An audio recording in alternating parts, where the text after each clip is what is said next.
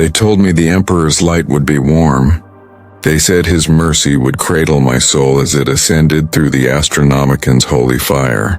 But as I knelt among 1,000 trembling pilgrims beneath the golden vaults of the Sanctum Imperialis, I felt no warmth, only the distant hum of a machine older than time, and the faint scent of burning incense that could not hide the copper taste of fear.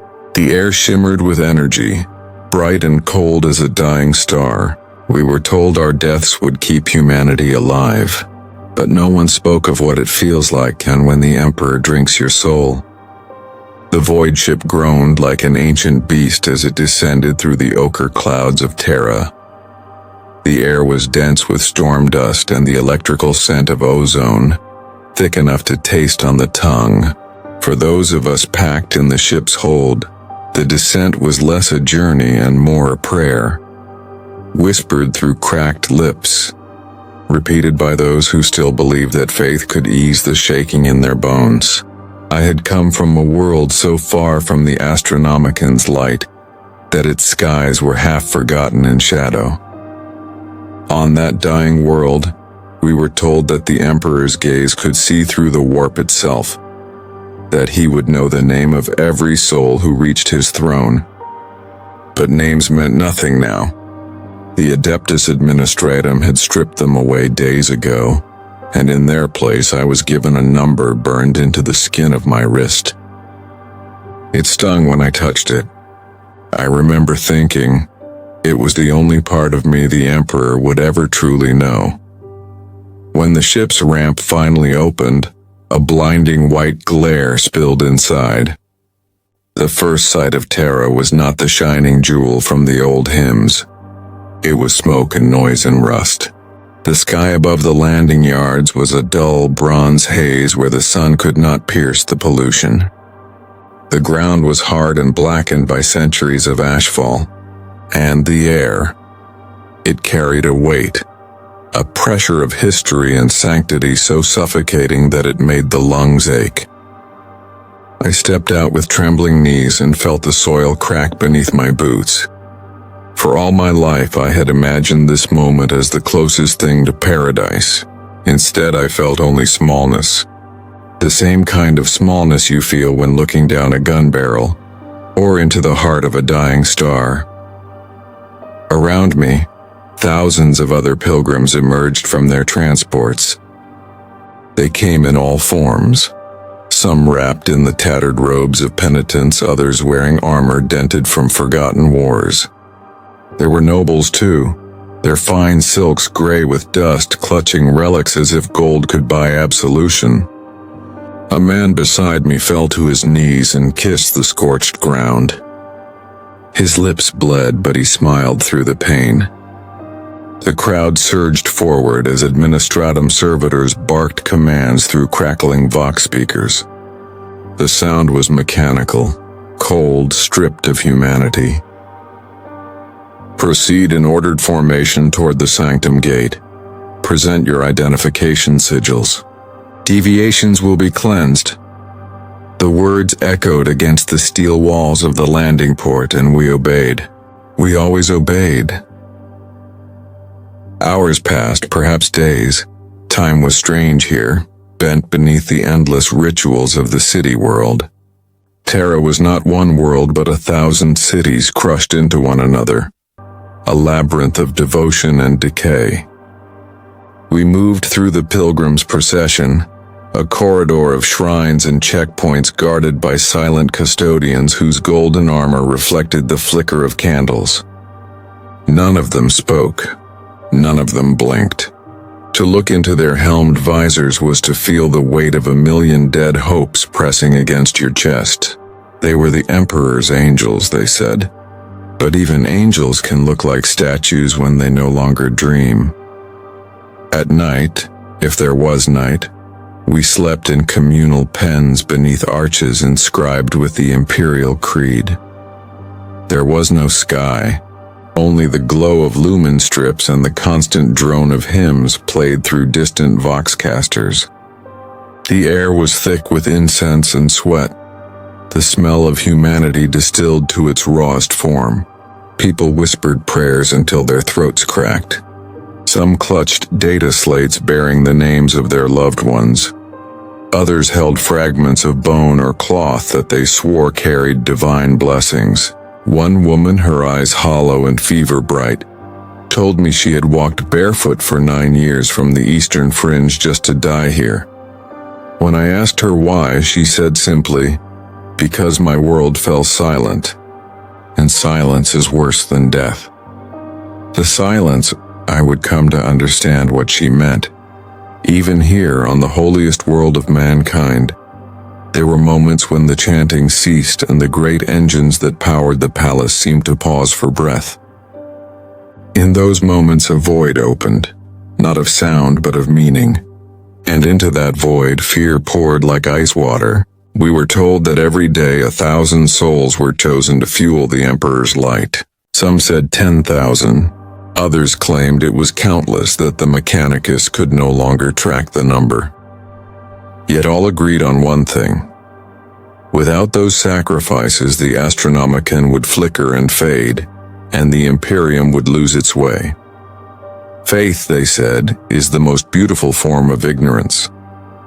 But as we moved closer to the heart of Terra, beauty seemed further away with every step. The streets gave way to monumental stairways carved from stone older than the Imperium itself. Each step bore the names of saints and heroes long erased by the boots of pilgrims. The walls were alive with murals depicting the Emperor's triumphs, but beneath the gold leaf and sacred paint, you could see cracks where time had gnawed through. The light of the lumen globes was harsh and sterile, revealing more decay than divinity. One evening, as the pilgrims settled into uneasy sleep, I wandered near the edge of the encampment. Beyond the iron fences, I glimpsed the spires of the Sanctum Imperialis, rising through the smog like the bones of a dead god. The glow that crowned them was not sunlight but something stranger. Pale, constant, alive. I thought I could feel it pulsing faintly beneath my skin, a rhythm that matched my heartbeat. And for the first time I wondered if that light truly came from the Emperor, or from the countless lives burning within it. In the distance, a low chant began. It started with one voice, then two, then thousands. The same prayer repeated over and over, drowning the thoughts in my head. The Emperor protects. The Emperor provides. The Emperor consumes. At first I thought I'd misheard the last line, but as the voices swelled, I realized they all spoke it the same way. A shiver passed through me. I turned back toward the sleeping pens, but the light above the palace stayed in my eyes long after I closed them. The next morning, the administratum clerks arrived to announce the next selection. Vox-amplified voices rolled over the crowd, reading out numbers in a cadence too calm for what it meant. My number was among them. I remember standing perfectly still, hearing it again and again as if repetition could change its meaning, but it never did. The crowd parted as the chosen were led away by crimson-robed attendants, their mechanical limbs glinting under the pallid glow. Someone beside me whispered, "You are blessed." I wanted to believe them, but as the gate closed behind us, sealing us away from the others, I could no longer tell if blessing and damnation were truly different words. The procession of the chosen moved through a corridor that smelled of oil and incense. The scent of holiness mingled with machine grease. The air shimmered with heat from lumen coils embedded in the walls, bathing everything in a sterile amber glow. Our footsteps echoed on the metal floors, a rhythm of quiet resignation.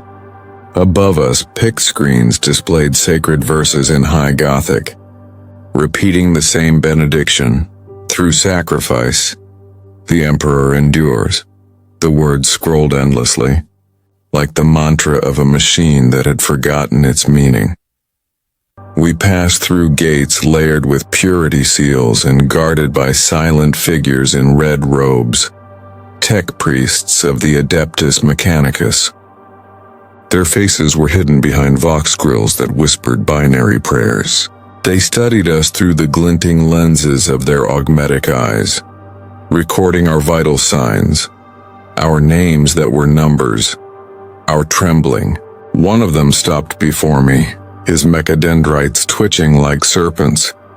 A metallic voice rasped through his vox. Integrity of subject is sufficient. Fear response, elevated, acceptable parameters. He pressed a cold device to my chest, marking me with a thin line of ink that glowed faintly for a heartbeat before fading. I wanted to ask what it meant, but his attention had already shifted elsewhere. To them we were measurements, data points in a ritual too vast to comprehend. The corridor opened into a vast atrium, and there for the first time I saw the Gate of Petitioners. It was a structure of impossible scale, its arch so high it vanished into the haze above. Its surface was carved with scenes of the Emperor's conquests, each figure rendered with agonizing detail. Saints weeping, warriors burning, angels ascending through flame. The gold was tarnished and the marble cracked, yet still it radiated an oppressive majesty. Beneath that gate we were nothing but dust. Thousands of pilgrims knelt there, their voices a low murmur that never truly ended. The sound was not prayer anymore, and it was survival. To stop speaking the Emperor's name was to feel forgotten by him, and no one dared to be forgotten here. As we waited for our turn, I noticed how the crowd behaved. There was no rebellion, no pleading, no attempt to flee, only a quiet acceptance that bordered on peace. A woman in front of me cradled a bundle wrapped in cloth. I thought it was a relic until I saw the faint movement inside. A child no older than 5. Her lips moved constantly in silent prayer. I wanted to look away but couldn't. When the servitors came to take her, she didn't resist. She handed the child over with a trembling smile, whispering, "He will shine in the Emperor's light." The words broke inside her mouth. The servitor's expression didn't change. It turned and carried the child into the darkness beyond the gate. I never saw them again. There is a strange calm that comes after witnessing something unbearable, a moment where the mind simply refuses to feel. I think that's what the Imperium depends on. Not devotion, not courage, just exhaustion so deep it becomes obedience. As the line inched forward, I began to notice the faint vibrations beneath the floor. A low mechanical heartbeat pulsing through the steel.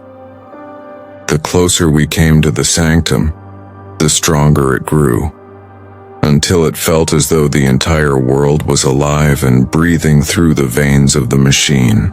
Some said it was the throne itself, beating with the Emperor's immortal will.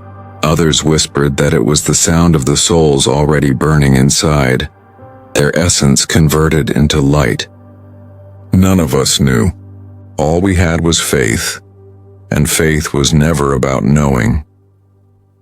By the time I reached the gate, I could no longer tell where fear ended and reverence began. The Mechanicus attendants directed us into smaller groups, scanning our marks and verifying our records with the precision of a manufacturing assembly line. The process was disturbingly efficient. A scribe with augmetic fingers etched something into a data slate, his voice monotone.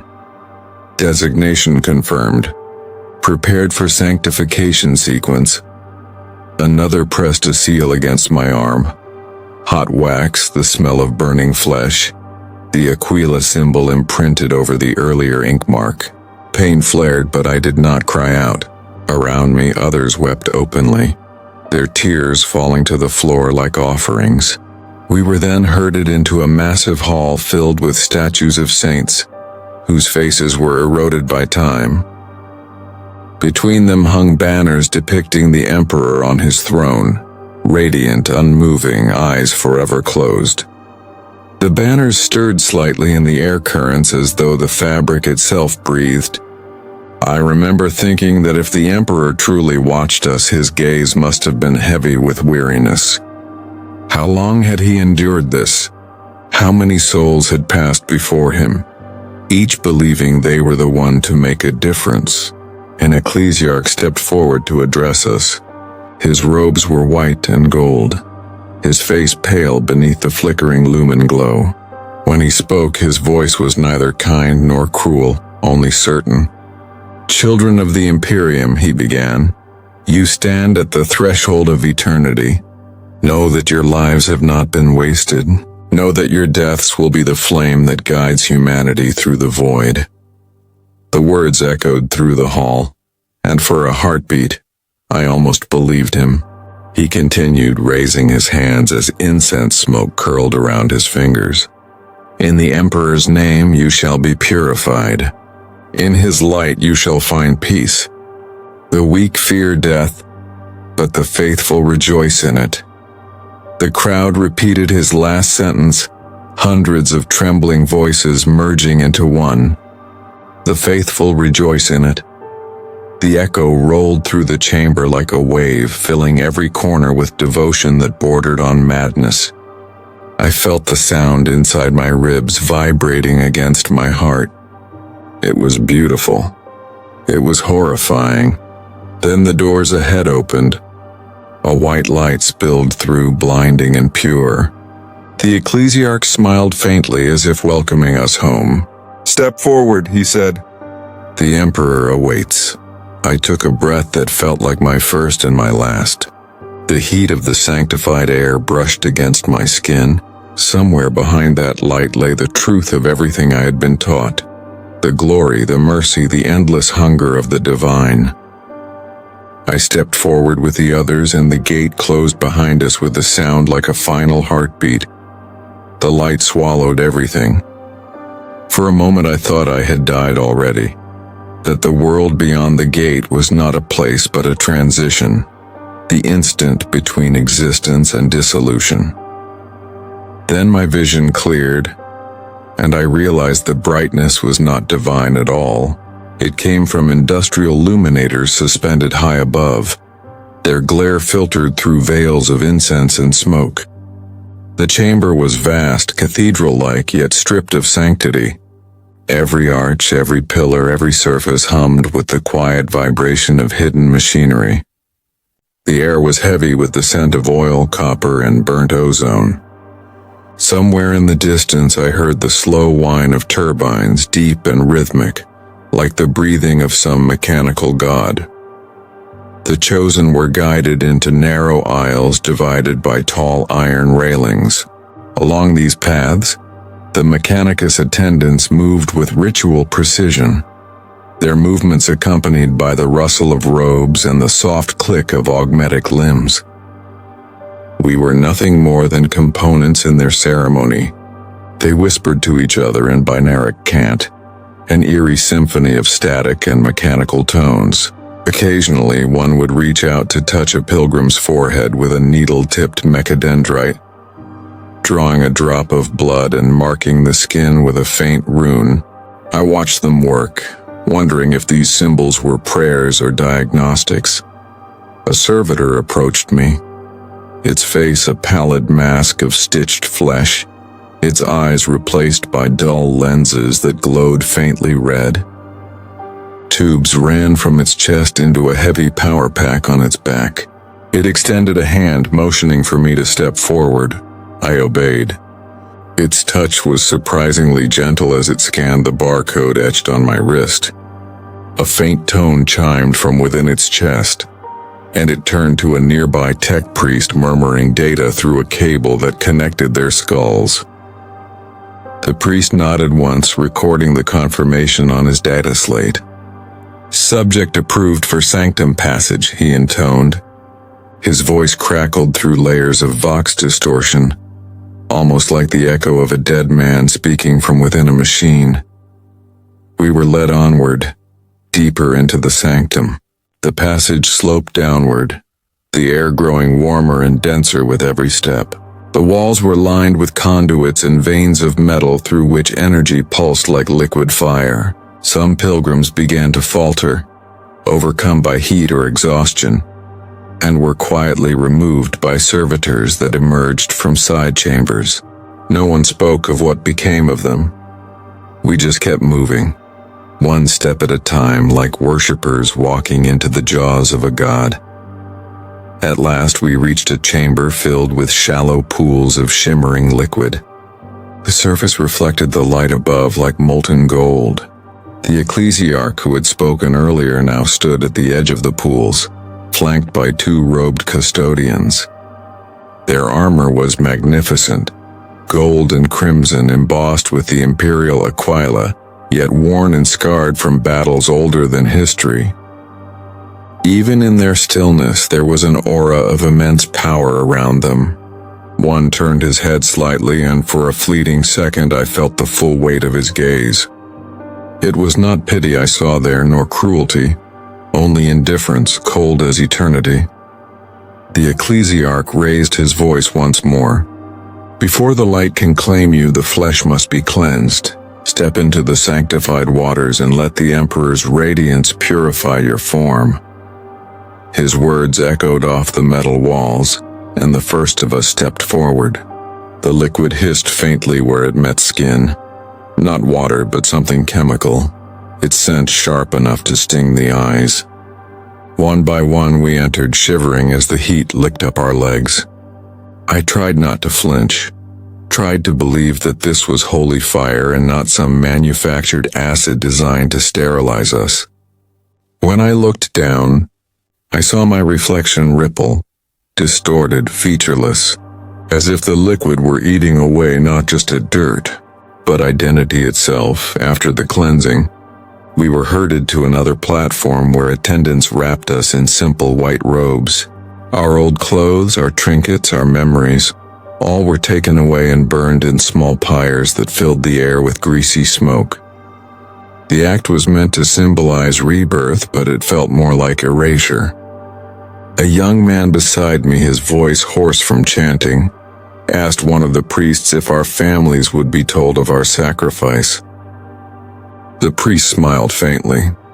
"The Emperor knows all names," he said. "That is enough." The young man nodded, tears streaking his cheeks. He didn't ask again. We were then placed in holding alcoves, small curved cells carved into the chamber walls. Each held only a narrow bench and a candle burning with pale, smokeless flame. A servitor moved down the corridor, sealing each alcove behind transparent plasteel barriers. Through the faint hum of energy fields, I could hear murmured prayers and quiet sobbing. I sat in silence, my hands clasped tightly in my lap, the robe clinging damply to my skin. I thought about my homeworld, about the red dunes beneath twin moons, the sound of wind through the canyons, the faces of people who would never know where I went.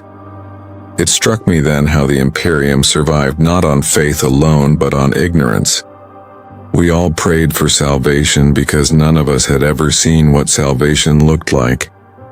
Hours passed, or perhaps minutes. Time had lost all shape. Then a chime sounded low and resonant, echoing through the chamber. The plasteel barriers dissolved into vapor. The candle at my side flickered once and went out. Voices filled the air, reciting the final benediction. In the Emperor's light, the soul ascends. In his will, flesh finds purpose. In his hunger, we are eternal. I rose to my feet. The gate ahead of us opened. The light was brighter this time, almost blinding, yet not white. It pulsed gold and crimson, alive, shifting like flame. The heat pressed against my face, and for a moment I thought I heard something beneath it. A sound like whispering, layered and endless, too vast to be human. We stepped forward. The sanctum awaited. The chamber beyond was like nothing I had ever seen. It was neither a temple nor a factory, yet somehow it was both. A place where faith and machinery fused into one vast living organism. The ceiling rose into shadow, lost amid tangles of cables and pipes that glowed faintly with energy. Great statues of the Emperor towered over us, each one depicting a different aspect of his divinity: the warrior, the father, the judge. Their eyes blazed with internal light, but there was no warmth in their gaze, only the sterile brilliance of stars long dead. The air shimmered with waves of heat, thick with incense and the metallic tang of blood. At the center stood a platform surrounded by concentric rings of machinery, humming with restrained power. Coils of brass and steel pulsed with rhythmic light, converging upon a single point: a massive gate of golden filigree that seemed to breathe. I realized with a shock that hollowed my stomach that the throne lay somewhere beyond that gate. Not the golden throne itself, no mortal saw it and lived, but one of the conduits that fed into it, a channel for the endless stream of lives that kept the Emperor alive. The ecclesiarch walked before us, his robes gliding across the floor like flowing smoke. "Kneel," he said softly, and we obeyed. The floor was hot beneath my knees, the metal vibrating with the pulse of hidden engines. I could feel it through my bones, through my teeth. The slow, steady heartbeat of a god who would never die. "Your lives," the ecclesiarch intoned, "are the Emperor's gift to himself. Through you his light shall never fade. Through you mankind endures. Speak your final creed." The hall trembled with voices as the crowd recited the words taught to every citizen of the Imperium since birth. "From the darkness we come, to the darkness we give. May the Emperor take what he must that others may see his light." I tried to speak, but my voice caught in my throat. The words tasted like ash. Around me people wept, screamed, or whispered prayers. A few were silent, their eyes glassy with something that might have been peace. I envied them. The first group was called forward, a dozen pilgrims chosen by the priest's data slates. They stood before the gate as the Mechanicus attendants activated their machines. Cables slithered down from above, connecting to the devices embedded in the walls. A deep hum filled the chamber, rising in pitch until it became a scream of metal and air. The golden gate opened, revealing a chamber of pure radiance. The light within was not steady. It flickered and pulsed, alive and hungry. The chosen stepped inside. The gate closed. There was a sound, not quite human, not quite mechanical. A rush of energy that seemed to tear through the air itself. Then silence. When the gate reopened, there was nothing left of them but drifting motes of golden dust. A priest turned to the next group. "The Emperor thanks you," he said. His tone was calm, unchanging. The process began again. Each time the gate opened, the light grew brighter as though feeding on what it consumed. I could feel the heat on my face, the static in my hair.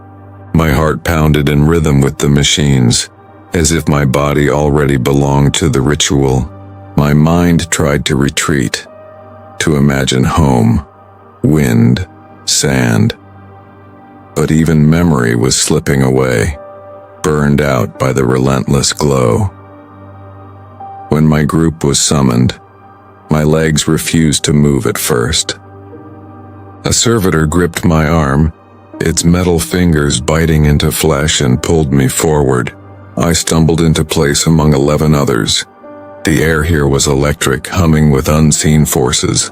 I could smell burnt ozone and something sweeter, like charred incense mixed with human sweat. The ecclesiarch raised his staff. "Do not fear the light," he said. "Fear only the darkness that would exist without it." The gate began to open again. The radiance poured over us like molten glass. My body trembled. My mind screamed that this was not holiness, that this was a machine devouring souls, but my lips still formed the prayer. "The Emperor protects." The light surged forward, and for an instant I saw shapes within it. Vast wings, a crown of fire, a figure seated upon a throne of gold and pain. It was beautiful. It was terrible. And then it reached for me. Every nerve in my body caught fire. My thoughts became fragments, flashes of sound, color, and pain. I tried to breathe, but there was no air, only light filling every space within me. I felt my flesh dissolving, not burned but unmade, reduced to something smaller than atoms. My consciousness was stretched thin, unraveling, drawn upward through endless corridors of radiance. Somewhere beyond the agony, I thought I heard voices, millions of them whispering the same words, "You are one of us now." Then, for a heartbeat that might have been eternity, I saw it. The Emperor, or what remained of him, not a man, not a god, but a vast constellation of will and suffering. His light was infinite, but it flickered at the edges, straining against the weight of 1,000,000,000 souls. I reached toward it, desperate for meaning, for mercy, but what met me was neither. It was hunger, gentle, inexorable, divine. The light swallowed me whole, and yet somewhere, somehow, and a part of me remained. I do not remember dying, only the moment when pain became silence, when the burning light that devoured my flesh dimmed into something colder, slower, infinitely vast. For a time, if time even exists in such places, I drifted within that stillness. There was no body, no breath, no heartbeat, only thought, fragmented and incomplete like the dying echoes of a choir. Somewhere far above, I could feel the pulse of the Emperor, a distant thunder rolling through eternity. His will moved through me like wind through dust. I was part of it now, yet utterly insignificant. Then, with a shudder that split the silence, awareness returned. I was lying on cold metal, surrounded by darkness. My lungs convulsed, dragging in air that tasted of oil and ash. Every nerve screamed, but it was not the agony of the ritual. This pain was real, grounded. I tried to move and felt chains rattle against my wrists. A dim, flickering light revealed walls slick with condensation and pipes that wept black fluid. I had not ascended into the Emperor's light. I had fallen beneath it, a voice rasped from the shadows. "Another one wakes." The sound was ancient, cracked, more mechanical than human. A figure stepped forward, half-shrouded in darkness. His face was pale, stretched thin over augmetic bone, eyes glowing faintly red from bionic lenses. Tubes coiled from his spine into the walls, pulsing in rhythm with his breath. He wore robes of faded crimson, stained by time and oil. The markings of the Adeptus Mechanicus, but warped, altered, unclean. "You are fortunate," he said, his words accompanied by the hiss of pneumatics. "Most do not survive the transition. The throne takes more than it gives." I stared at him, unable to speak. My mind was still fractured, half lost in the brilliance that had consumed me. Where am I?" I managed to whisper. The figure tilted his head and something in his neck clicked. "Beneath the throne," he replied, "where the faithful are unmade and remade. You were chosen for reclamation." Reclamation. The word echoed through the air like a curse. I looked down at my body, or what remained of it. My skin was pale and veined with gold circuitry. Where my right hand should have been, there was a metallic graft, its fingers twitching with faint, involuntary motion. My chest bore sigils carved directly into flesh, glowing faintly with residual energy.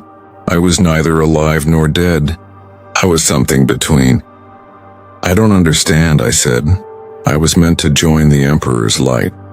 "I was told—" "You were told lies," the tech priest interrupted, voice almost gentle. "The throne consumes billions, yes, but not all are worthy of complete dissolution. Some are useful.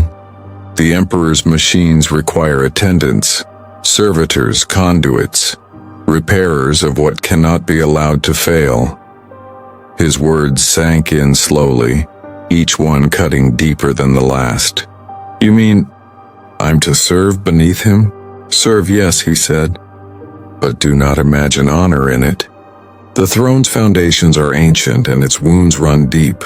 There are chambers even the Mechanicus fears to enter, places where the very metal dreams of death. You will go where we cannot. You will mend what was never meant to be broken. He turned away, gesturing for others to approach. Figures emerged from the gloom, hooded shapes dragging chains and tools, their faces replaced by metal masks. They moved with mechanical precision, their voices whispering binary hymns. As they unshackled me, I caught glimpses of others lying motionless on nearby slabs. Some stirred weakly, their bodies stitched together with wires and tubing. Others did not move at all. Why me? I asked, my voice trembling. The tech priest paused at the doorway, his silhouette framed by dim red light. Because the Emperor did not take all of you. That means you still have something left to give. The words echoed as they led me deeper into the labyrinth beneath the throne. Corridors twisted like veins filled with the endless hum of machines. Streams of data flickered across walls like ghostly scripture. Sometimes I thought I heard voices. Not mechanical, but human, distant and sorrowful, whispering prayers that had long since lost their meaning. We descended for what felt like hours. The air grew heavier, the heat more oppressive. Pipes bled golden vapor, filling the halls with a metallic scent that clung to the tongue. My escorts did not speak. They simply marched, their footsteps merging with the constant drone of the machines. Finally, we reached a vast chamber. At its center lay a structure that resembled a heart. Enormous, pulsating, wrapped in conduits and glowing seals. Energy surged through it in rhythmic waves, each pulse sending tremors through the floor. I realized with horror what it was, one of the sub-reactors feeding the golden throne. This, said the tech priest, is where the light begins. But even the divine machinery decays. You will help us keep it alive. How? I asked, though part of me already knew. He gestured toward a pit beside the reactor. Within it, bodies floated in viscous fluid, human forms stripped of identity, fused with tubes and metal grafts. Their eyes glowed faintly. Their mouths moved in silent, unending prayer. They are the chosen remnants, he said. Once pilgrims, now part of the system. They think, they feel, they suffer. Their pain keeps the flow pure. You will join them when your training is complete. I stared into the pit, and for a moment, I thought I recognized one of the faces. A man who had stood beside me during the ritual, his voice trembling as he spoke the final creed. His eyes met mine now, pleading, trapped forever in a cage of glass and metal. Something inside me broke. I turned to the tech priest, my voice shaking with rage. This is not devotion. This is damnation. He looked at me for a long time. When he spoke, it was almost a whisper. You speak of damnation as if the Imperium fears it. But what you see is horror, we see as necessity. The Emperor endures, and so must we.